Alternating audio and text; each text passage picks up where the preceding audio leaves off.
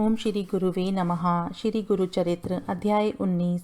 नामधारक ने पूछा, हे स्वामी, श्री गुरु ने तो ज्ञान और कर्म के मार्गों का प्रतिपादन कर ही दिया था जो कि परिपूर्ण है, फिर उन्होंने भक्ति मार्ग के प्रतिपादन को आवश्यक क्यों समझा? श्री गुरु ने कहा, सभी मार्गों में से भक्ति मार्ग उत्तम है। कुछ भी निष्पन्न करने का वह ही एकमात्र साधन है, इसीलिए हर प्राणी के लिए यह अपरिहार्य है। वास्तव में भक्ति, ज्ञान और कर्म एक दूसरे से भिन्न नहीं है। वह सब एक होकर एक दूसरे की सहायता करके हमें ब्रह्म ज्ञान तक पहुंचाते हैं। ब्रह्म ज्ञान केवल किसी एक मार्ग को अपनाने से प्राप्त नहीं होता। वह भक्त जो सदैव जागृत है और सात्विक प्रकृति का है, वह ईश्वर को बहुत प्रिय होता है। जिस व्यक्ति में भक्ति का अभाव है, वह चाहे कितने ही परिश्रम से कर्म योग का क्यों न आचरण करे, परंतु वह इस तात्विक संसार सागर में गुम हो जाएगा। जैसे जैसे व्यक्ति की ईश्वर के प्रति श्रद्धा और विश्वास में वृद्धि होती है, वैसे वैसे ही उसका मन सांसारिक पदार्थों से दूर होता जाता है। केवल ऐसा व्यक्ति ही वह नैतिकता, सदाचार और धर्मपरायणता का जीवन व्यतीत कर सकता है जो कि ईश्वर को अति प्रिय है। फिर उसका हृदय शुद्ध एवं पवित्र होता जाता है और ज्ञान प्राप्त करने योग्य बन जाता है। केवल यह व्यक्ति ही जो कि भक्ति, ज्ञान और कर्म का संश्लेषण प्राप्त कर लेता है, निष्कर्म हो सकता है और कर्मों की बद्धता से वह मुक्त हो सकता है। अब तुम श्रद्धालुओं के परम प्रिय की गाथा आगे सुनो। इससे तुम्हारे हृदय की जड़ों में स्थिर श्रद्धा एवं भक्ति का प्रकाश फूट पड़ेगा। प्रतिदिन कोई न कोई भक्त श्री गुरु के दर्शन हेतु आता और उन्हें अपने शिष्यों सहित भोजन के लिए निमंत्रित करता था। एक दिन एक बहुत ही निर्धन ब्राह्मण जिसका नाम भास्कर शर्मा था, वहां पर अपने साथ केवल थोड़े से चावल, गेहूं का आटा और कुछ सीधा साहित्य लेकर आया। वह साहित्य केवल 3 ही लोगों के लिए पर्याप्त था, परंतु इससे पहले कि वह श्री गुरु को भोजन खिलाने की अपनी इच्छा की पूर्ति करता, प्रतिदिन कोई ना कोई भक्त श्री गुरु को शिष्यों सहित भोजन करने के लिए निमंत्रण दे जाता था और भास्कर शर्मा भी अन्य शिष्यों सहित श्री गुरु के साथ भोजन में सम्मिलित हो जाता था। इस प्रकार 3 माह बीत गए। अन्य सभी शिष्य अब भास्कर शर्मा का उपहास करने लगे।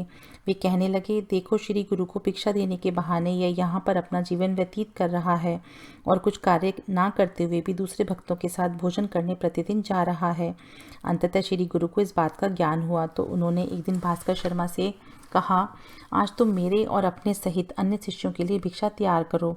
भास्कर शर्मा अति प्रसन्न हुआ। वह तैयारी में लग गया और बाजार से शाक भाजी आदि लाकर भोजन तैयार किया। श्री गुरु ने उसे आदेश दिया कि वह सभी ब्राह्मणों को भोजन के लिए आमंत्रित करे। जब भास्कर शर्मा ने सबको बुलाया तो खिल्ली उड़ाते हुए उन्होंने कहा, तुमने जितने अन्न के दाने पकाए हैं, हमारी संख्या उनसे कहीं अधिक है। हमें निमंत्रण देने की तुम्हें हिम्मत कैसे हुई? जब भास्कर शर्मा ने श्री गुरु को यह बात बतलाई तो श्री गुरु ने स्वयं उन ब्राह्मणों को भास्कर शर्मा के घर भोजन करने का आदेश दिया। गुरु की आज्ञा का पालन करते हुए सभी ब्राह्मणों ने स्नान किया और अपने बर्तन धोकर भोजन के लिए पहुंचे। श्री गुरु के आदेश पर भोजन को अभिमंत्रित किया गया और फिर एक सम्य मेजबान की भांति भास्कर शर्मा ने सबसे विनती की, कृपया आप सब युवक और वृद्ध भरपेट भोजन करें। जब भोजन परोसा गया तो यह देखा गया कि यद्यपि पका हुआ भोजन बहुत कम था, परंतु जो परोसा गया वह इतना अधिक था कि हजारों लोगों को परोसने के बाद भी बर्तनों में उतना ही बचा हुआ था जितना कि पका था। हर किसी ने भरपेट भोजन किया। फिर श्री गुरु के आदेश अनुसार निर्धन लोगों को और अन्य प्राणियों जैसे कि कुत्ते और कौवों को भी भोजन दिया गया।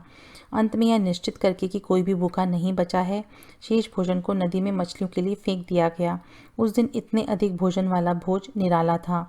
जिसने भी उस दिन के भोज में भोजन लिया था वह यह सोचकर विस्मित हो उठते थे कि उस दिन के पकवानों का स्वाद बहुत ही निराला था। ऐसे सुस्वादिष्ट व्यंजन को वह याद करके श्री गुरु की लीला के आगे नतमस्तक होकर कहते, हमने सुना है कि एक बार जब पांडवों के पास वन में दुर्वासा और अन्य ऋषि भोजन के लिए गए तो दुविधा में पड़े पांडवों की सहायता करते हुए श्री कृष्ण ने अपनी दैविक लीला से सबको भोजन कराकर तृप्त किया। आज हमने वही चमत्कार अपनी आंखों से देखा है। इतने कम पके हुए भोजन से आज 4000 से भी अधिक लोगों ने भरपेट भोजन किया है। भास्कर शर्मा ने श्री गुरु की सेवा केवल 3 माह की है, परंतु वह ही सच्चा शिष्य है। अपनी सच्ची भक्ति और श्रद्धा के कारण वह श्री गुरु की ऐसी कृपा का पात्र बना है। फिर वह श्री गुरु का गुणगान करते रहे। अब अगली कथा सुनो। गंगापुत्र क्षेत्र में 60 वर्ष की एक बांझ औरत जिसका नाम गंगा था रहती थी। प्रतिदिन वह श्री गुरु के दर्शन करती और श्रद्धा एवं विश्वास से उनकी सेवा करती थी। उसकी सेवा से प्रसन्न होकर सदगुरु ने एक दिन उससे पूछा, तुम्हारी क्या इच्छा है? उसने कहा, प्रभु, शास्त्रों में कहा गया है, अब पुत्रस्त लोकोचास्ति, अर्थात निपुत्र को स्वर्ग प्राप्ति नहीं होती और पूर्वजों की पुण्यवान आत्माएं जिन्हें स्वर्ग प्राप्त होता है वह भी निपुत्र होने पर निचले स्तर पर आ जाती हैं। मैं तो बांझ हूँ और अपनी इस अवस्था से बहुत दुखी हूँ। श्री गुरु ने कहा, अपने कर्मों के प्रभाव के कारण तुम इस भवसागर में फंसी हुई हो। अब जब तुम्हारे हृदय में ज्ञान जागृत हुआ है तो तुम्हें एक कन्या और 2 पुत्र होंगे।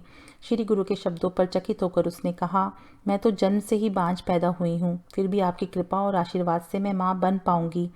इस गुरु वचन की याद में उसने अपनी साड़ी के पल्लों में गांठ बांध ली और कहा, मैंने अपना समस्त जीवन धार्मिक व्रतों का पालन करने में इस आशा से बिता दिया कि मुझे पुत्र प्राप्ति हो। अंधविश्वास में मैंने पीपल के वृक्ष की परिक्रमा की और उसे विधिपूर्वक पूजा। श्री गुरु ने प्रत्युत्तर देते हुए कहा, तुम जो कह रही हो वह झूठ है। एक बार ब्रह्म जी ने नारद मुनि से कहा, हे मुनि, भगवान विष्णु, शिव और मैं सदैव ही पीपल के वृक्ष में रहते हैं। इस वृक्ष की शाखाओं में सभी देवताओं का वास है। इसकी टहनियों में सागर का वास है। अ मूल स्थान है, उ तना है, म पुष्प और फल है।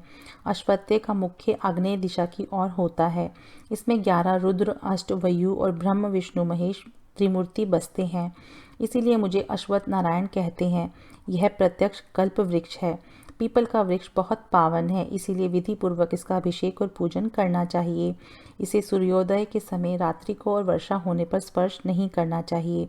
शुचिता से, मौन रहकर, पूर्ण मन, वचन और कर्म से एकचित होकर इसकी पूजा करनी चाहिए। वृक्ष के तने के निचले भाग पर गोबर का लेप लगाकर स्वस्ति मंत्र से पूजना चाहिए। फिर उसको स्नान कराकर अपनी क्षमता और इच्छा अनुसार पूजना चाहिए और भगवान विष्णु की 8 भुजाओं वाली मूर्ति ध्यान में लाना चाहिए। उसका वरद हस्त और अभय हस्त ऐसी 2 मुद्राएं हैं। शेष 6 हाथों में आयुध है, शंख, चक्र, खड़क, खेटक, धनुष और बाण। वृक्ष को वस्त्र या कच्चे धागे से लपेटना चाहिए। नाम, जाप और मंत्रों का उच्चारण करते हुए मंद गति से वृक्ष की परिक्रमा करें। प्रत्येक परिक्रमा के पश्चात एकाग्रचित होकर श्रद्धापूर्वक नमस्कार करना चाहिए। ऐसा करने से अनेक व्याधियां दूर होती हैं। जन्म, मृत्यु, जरा आदि का भय नष्ट होता है। श्रद्धा से लिए गए एक एक पग से अश्वमेध यज्ञ का पुण्य मिलता है। शनि मंत्र जाप करने से शनि की पीड़ा नहीं होती और दुष्ट आत्माओं की यातनाओं से छुटकारा मिलता है। रुद्र मंत्र का जाप करने से मृत्यु भय से मुक्ति प्राप्त होती है। पूजन, जप, अभिषेक, परिक्रमा आदि के पश्चात पुण्यवान, ज्ञानी और धर्मनिष्ठ ब्राह्मणों को वृक्ष के नीचे भोजन कराने के फल की महिमा का तो बखान ही नहीं किया जा सकता। पुत्र पौत्र प्राप्ति की इच्छा भी पूर्ण होती है। इस वृक्ष को उगाने से पितरों को और आने वाली सभी पीढ़ियों का उद्धार होता है। परिक्रमा की संख्या के 10वें भाग की संख्या जितने ब्राह्मणों को तो कम से कम भोजन खिलाना चाहिए और स्वर्ण का वृक्ष, गाय और तिल के बीजों का दान करना चाहिए। यदि तुम ऐसा व्रत धारण करोगी तो तुम्हारी मनोकामना पूरी होगी। तुम अमृजा संगम में स्नान करके वृक्ष की विधि पूर्वक पूजा करो, तुम्हें 2 पुत्र प्राप्त होंगे। गंगा ने कहा, स्वामी, मेरी आयु 60 वर्ष की हो गई है, फिर भी आपके वचन पर विश्वास करके पूर्ण श्रद्धा से मैं पूजा करूंगी। फिर उसने विधि पूर्वक वृक्ष की पूजा आरंभ कर दी। पूजा के चौथे दिन रात्रि में उसे एक स्वप्न आया। स्वप्न में श्री गुरु ने उसे दर्शन दिए और कहा, वृक्ष की पूजा के पश्चात मैं तुझे जो फल दूंगा तू उसे खा लेना, तेरा मनोरथ सफल होगा और तुझे संतान प्राप्ति होगी। उसने उसी समय अपने पति को जगाकर स्वप्न सुनाया। अब वह और भी अधिक उत्साह से श्रद्धापूर्वक वृक्ष की पूजा, सेवा आदि में जुट गई। एक दिन सद्गुरु ने प्रसन्न होकर उसे 2 फल दिए और कहा, अपने व्रत की पूर्ति उद्यापन के पश्चात ब्राह्मणों में दान दक्षिणा देकर तुम यह फल खा लेना। प्राचीन युग में बहुत प्रकार की संतानें हुआ करती थीं, परंतु कलयुग में केवल माँ की कोख से उत्पन्न अथवा गोद लिए हुए शिशु ही संतान कहलाते हैं। ऐसा कहा जाता है कि पुत्र उत्पत्ति से ही माता पिता को मृत्यु के पश्चात स्वर्ग प्राप्त होता है। तुम्हें 2 पुत्र होंगे, यह मेरी श्रद्धापूर्वक सेवा करने का फल होगा। गंगा ने घर जाकर श्री गुरु के निर्देश अनुसार उद्यापन किया और फल खाए। कुछ दिनों के बाद वह रजस्वला हुई और चौथे दिन पवित्र होकर अपने पति के साथ श्री गुरु के दर्शन हेतु गई और वह शीघ्र ही गर्भवती हुई। गांव के सभी लोग विस्मय करने लगे और गंगा की खुशकिस्मती का गुणगान करने लगे। उसके पति सोमनाथ ने गर्भवती स्त्री को शास्त्र अनुसार सभी धार्मिक संस्कारों, पुंसावन आदि करवाए। 9 मास पूर्ण होने पर उसने कन्या को जन्म दिया। ज्योतिषियों ने बताया कि वह कन्या महान पतिव्रता बनेगी और अपने शुभ कर्मों से सबका उद्धार करेगी। जब बच्ची 12 वर्ष की हुई तो बूढ़े माँ बाप उसे श्री गुरु के दर्शनों के लिए ले गए। उनके चरणों पर बच्ची को रखकर उन्हें प्रणाम करते हुए कहने लगे, आज आपके आशीर्वाद से हमारे सूने वंश वृक्ष पर फल आ गया है। यदि फल अच्छा होता है तो जीवन में सभी प्राणियों को लाभ होता है। वास्तव में दुष्ट संतान पाने से अच्छा तो बांझ रहना ही है। श्री गुरु ने बड़े प्रेम से कन्या को उठाया और कहा, ज्योतिषियों ने जो कुछ भी इस कन्या के विषय में बताया है वह सत्य है। यह बहुत महान पतिव्रता स्त्री होगी। अब बताओ तुम्हें कैसा पुत्र चाहिए? योग्य पुत्र चाहिए जिसकी आयु कम होगी या मूर्ख पुत्र जो शतायशी होगा? बूढ़े दंपति ने कहा, हमें योग्य और पुण्य पुत्र चाहिए, भले ही वह अल्पायु का क्यों ना हो। श्री गुरु ने आशीर्वाद देकर उन्हें भेज दिया। कुछ समय पश्चात उन्हें 2 पुत्र हुए। इस प्रकार 60 वर्ष की बांझ स्त्री गंगा अपने अटूट विश्वास से गुरु कृपा का पात्र बनी और 3 बच्चों की मां बनने का सौभाग्य प्राप्त किया। आगे चलकर उसके बच्चे बड़े हुए, धन धान्य से संपन्न हुए। उनकी भी आगे संतानें हुई और मृत्यु पश्चात गंगा और उसके पति को स्वर्ग प्राप्ति हुई। श्री गुरु ने कन्या के जैसे लक्षण बताए थे वैसे ही वह एक महान पतिव्रता हुई और अपने पति सहित भूमंडल पर अति प्रसिद्ध हुई। परंतु ऐसा सौभाग्य उसी को प्राप्त होता है जिसमें अटूट श्रद्धा और विश्वास हो। जिसमें यह गुण नहीं, वह गुरु कृपा से ऐसे वंचित रह जाते हैं जैसे जन्म से अंधे सूर्य को देखने से वंचित रह जाते हैं। संतुष्ट गंगा और उसके पति ने संन्यास लेकर श्री गुरु की चरण सेवा में अपना शेष जीवन व्यतीत किया और मुक्ति प्राप्त की। इसी प्रकार एक और विचित्र घटना सुनो। एक बार नरहरि शर्मा नामक व्यक्ति कुष्ठ रोग से पीड़ित था। पूर्ण रूप से गुरु चरणों में समर्पित होकर एक दिन गुरु से विनती करते हुए वह कहने लगा, हे भगवान हरि, आप तो सच्चिद आनंद स्वरूप हो और भक्त वत्सल हो। आपकी भक्तों पर ऐसी प्रीति रहती है जैसी माँ बाप की अपने बच्चों पर रहती है। मैं आपकी कीर्ति सुनकर आपसे सहायता मांगने आया हूँ। ज्ञानी पंडित और ब्राह्मण मेरे मुख को देखना भी पाप समझते हैं। तीर्थ स्थानों पर किए गए अनेक व्रतों से भी मेरी इस व्याधि का निवारण नहीं हो सका है। अब मैं आपकी शरण में आया हूँ, कृपया मेरी व्याधि दूर करें। यदि आप भी ऐसा करने से इनकार कर दोगे तो मैं आपके सामने आत्महत्या करके इस उम्मीद से प्राण त्याग दूंगा कि अगले जन्म में कुछ धार्मिक पुण्य कमा सकूं। यह सुनकर श्री गुरु का हृदय पसीज गया और उन्होंने कहा, यद्यपि तुम्हारा यह कुष्ठ रोग पूर्व जन्मों में किए गए पापों का फल है, फिर भी मैं इसे दूर कर दूंगा। यदि तुम्हें मेरे वचनों पर विश्वास है तो औदुंबर की सूखी लकड़ी को संगम पर भीमा नदी के किनारे लगा दो और प्रतिदिन जल से उस सूखी लकड़ी को सींचो।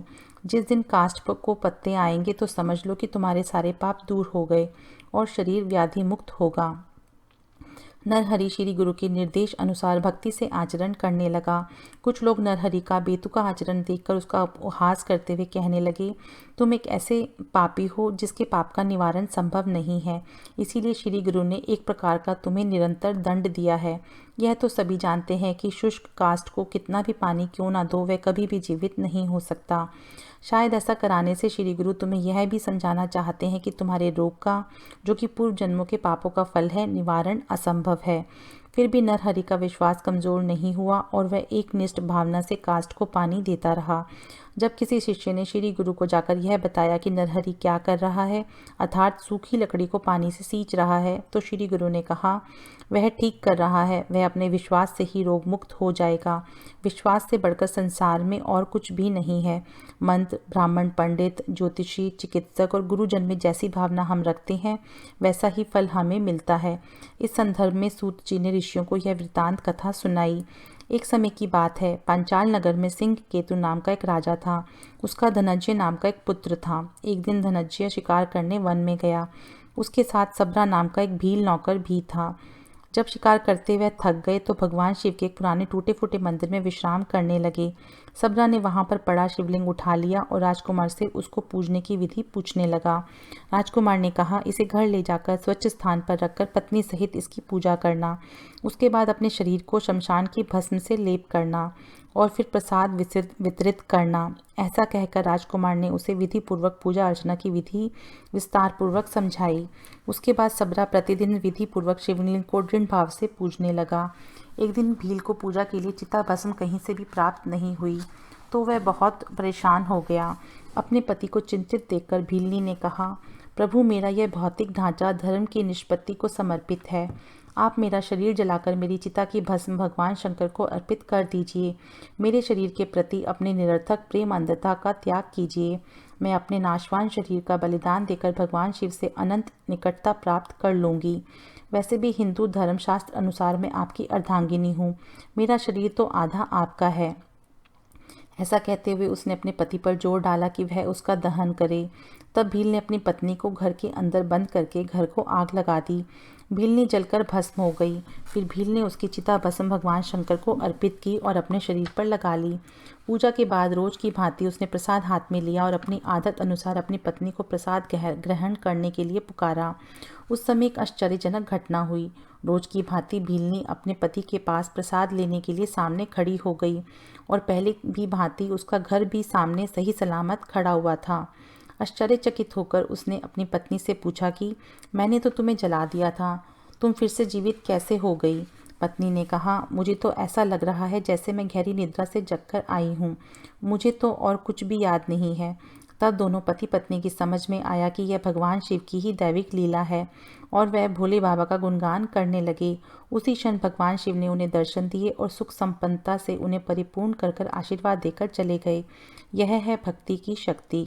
ऐसा कहकर श्री गुरु ने लोगों को वापस भेज दिया।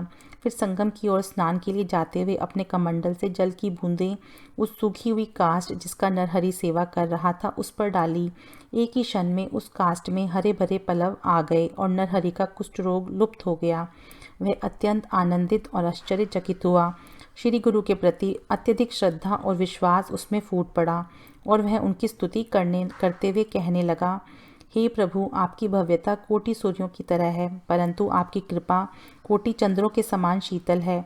आप तो देवताओं द्वारा भी पूजने योग्य हैं और पूर्ण सृष्टि के मालिक हैं। मैं केवल आपका ही ध्यान करूँगा। हे मनोवांछित फल देने वाले, आप ब्रह्मांडीय भ्रमकता के अंधकार को दूर करने वाले सूर्य हो। मैं आपको नमस्कार करता हूँ। आप निर्गुण हैं, फिर भी गुणों से परिपूर्ण हैं। आप भक्त वत्सल हैं और भक्तों को वर प्रदान करते हैं, इसीलिए आप भक्तों द्वारा पूजा किए जाने योग्य हैं। मैं आपको साष्टांग प्रणाम करता हूँ। आप 6 भीतरी दुश्मन जैसे अहंकार, वासना आदि जो कि गैंडों की भांति हट्टे कट्टे हैं, उनके सामने शेर की भांति हैं। आप तो सच्चित आनंद स्वरूप हैं। आप धर्म पारायणता की रक्षा के लिए प्रकट हुए हैं, इसीलिए मैं सदैव आपका ही चिंतन करूँगा। हे मनोकामना पूर्ण करने वाले और सृष्टि के अस्तित्व के आधार, मैं आपकी ही पूजा करूँगा। हे कमल नयन, हे दंड और कमंडल धारण किए हुए, हे करुणामय, मैं आपकी शरण में हूँ। आप वेदों का सार हो। सूर्य, चंद्र और अग्नि आपके 3 नेत्र हैं। आपकी प्रकृति नाद, बिंदु और काल है। हे आकांक्षाओं की अग्नि को भस्म करने वाले, आपको मैं प्रणाम करता हूँ। आप दुख, दरिद्रता और भय के नाशक हैं और योग प्रदान करने वाले कृपालु हैं। हे पंचगंगा तट और कृष्णा नदी तट निवासी, मैं आपकी सदैव सेवा करूँगा। आपका ना आदि है, ना मध्य है और ना ही अंत है। हे अन्वेक्षणीय शक्ति वाले, हे परमात्मा, आपको ना तो यह बुद्धि और मन समझ सकता है और ना ही वाणी आपका वर्णन कर सकती है। मैं अपने आप को आपके चरणों पर समर्पित करता हूँ। चहुमुखी ब्रह्म जी भी आपकी स्तुति करने में असमर्थ हैं, तो मैं किस प्रकार आपकी महिमा का गुणगान कर सकता हूँ। सहस्त्रमुखी आदिशेष भी आपकी दिव्य ज्योति को देखकर अवाक रह गया।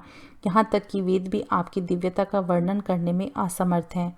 हे प्रभु, आपको मेरा शत शत प्रणाम। श्री गुरु उसकी प्रबल भक्ति से अति प्रसन्न हुए और बोले, वत्स, मेरी कृपा से तुम्हें आध्यात्मिक शक्ति, धन, ख्याति और सुयोग्य संतान प्राप्त होगी। तुम योग ज्ञान के ज्ञाता होंगे और योगेश्वर बनोगे। तुम्हारी तरह तुम्हारे वंश के सभी लोग मेरी भक्ति करेंगे। तुम अपनी पत्नी सहित यहाँ आकर रहो। नरहरि ने वैसा ही किया और उसे पुत्र, पौत्र, धन, संपत्ति आदि सभी कुछ प्राप्त हुआ। वह श्री गुरु सेवा से जीवन मुक्त हुआ और उसी की भांति उसके वंश के सभी लोग श्री गुरु के भक्त हुए। हे नामधारक, यह सब गुरु के प्रति श्रद्धा का फल है। तुम्हारे भी एक पूर्वज को श्री गुरु की कृपा प्राप्त करने का सौभाग्य प्राप्त हुआ था। इसी कारण आज तुम श्री गुरु के प्रति स्नेहपूर्वक श्रद्धा से अनुमंचित हुए हो। यह भी सद्गुरु की ही कृपा है। मुझे ऐसा प्रतीत होता है कि तुम्हारे वंश में भी कोई प्रगमन करती हुई आत्मा अवश्य ही पैदा होगी। सिद्ध मुनि ने कहा। ओम श्री गुरुवे नमः।